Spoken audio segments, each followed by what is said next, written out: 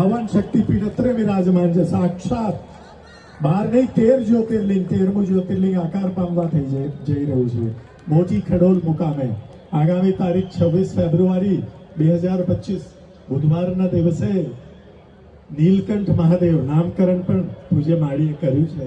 નીલકંઠ જેણે વિષ ધારણ કર્યું અને બધાને સુખ આપ્યું એવા નીલકંઠ મહાદેવ એનું આ શિલાન્યાસ વિધિ મહુધાથી ડાકોરની વચ્ચે જે આપણું બેલીધામ આવેલું છે ત્યાં શિલાન્યાસ વિધિ એ પ્રારંભ એનો મહાશિવરાત્રિના દિવસે સવારના 8 વાગે આકાર પામશે. પછી એનું કાર્ય અને ધ્રાંગધ્રાના સોમપુરા ભાઈઓ દ્વારા નિર્મિત પૂજ્ય માળીના માર્ગદર્શન અને એમણે જે કંઈ સૂચનાઓ આપી એ પ્રમાણે શાસ્ત્રોક્ત જે કે એની લંબાઈ પહોળાઈ ઊંચાઈ 47 ફૂટ ઊંચું શિખર, આમ આપણે પાઘડી પહેરીને ઊંચું જોઈએ ને તો પાઘડી પડી જાય એવું મોટું જબરજસ્ત મંદિર એ નિર્માણ પામવા જઈ રહ્યું છે, જ્યાં સાક્ષાત મહાદેવ બિરાજમાન થવાના.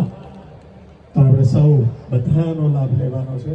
બધાએ 26 ફેબ્રુઆરીએ બધાને પધારવા માટે હાર્દિક નિમંત્રણ.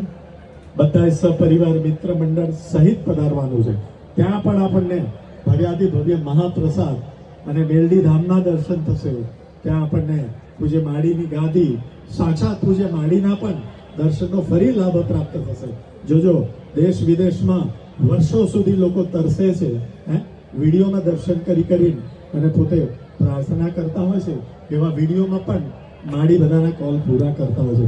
તો તમને બધાને તો આ પ્રત્યક્ષ સ્વરૂપ અત્યારે દેખાઈ રહ્યું છે તમારી આ સગી આંખોથી. તો આમ આપણે શું ના કરીએ, માળીને રાજી કરવાના છે. આપણે એમની કૃપા લેવાની છે. માળી વરસાવી રહ્યા છે કૃપા. માળી એમ કહે છે એક એક માણસ જે જય બોલાવશે અમૃત બાપાની, જે પૂજ્ય માળીની જય બોલાવશે, બધાને માળી એકદમ સાકર વરસા મીઠા મીઠા આશીર્વાદ આપે છે. બધાના કાર્ય પૂર્ણ કરે છે, બધાના અંતરમાં આપે છે. આવું સ્વરૂપ બ્રહ્માંડમાં ક્યાંય નહીં મળે. સમય સાથે વાત કરી એક જ અમૃત બાપાના મેલડીમાં.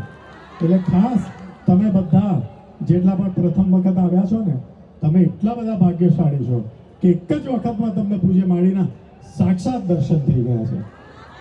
અને આ જેમ આ દીપમાળા અહીંયા પ્રજ્વલિત છે ને, આ જેમ આપણને દેખાય છે ને, એવી રીતે આખા બ્રહ્માંડમાંથી પૂજ્ય માળી બધાને જોવે છે, બધાને સુખ આપે છે. ખૂણે કાંચડે અહીંયા કોઈ ભાવિક ઉભો છે ને ખૂણામાં, જે અહીંયા સુધી નહીં આવી શકતો હોય, કદાચ એને કોઈ શરીરમાં તકલીફ હશે, તો એને પૂજ્ય માળી દ્રષ્ટિ દ્વારા કૃપા આપી રહ્યા છે. અત્યારે આપણને બધાને આવું સરસ દર્શન થાય છે. આવું ક્યારેય નહીં મળે, ન ભૂતો ન ભવિષ્યથી. આપ લાભ લઈ લેજો.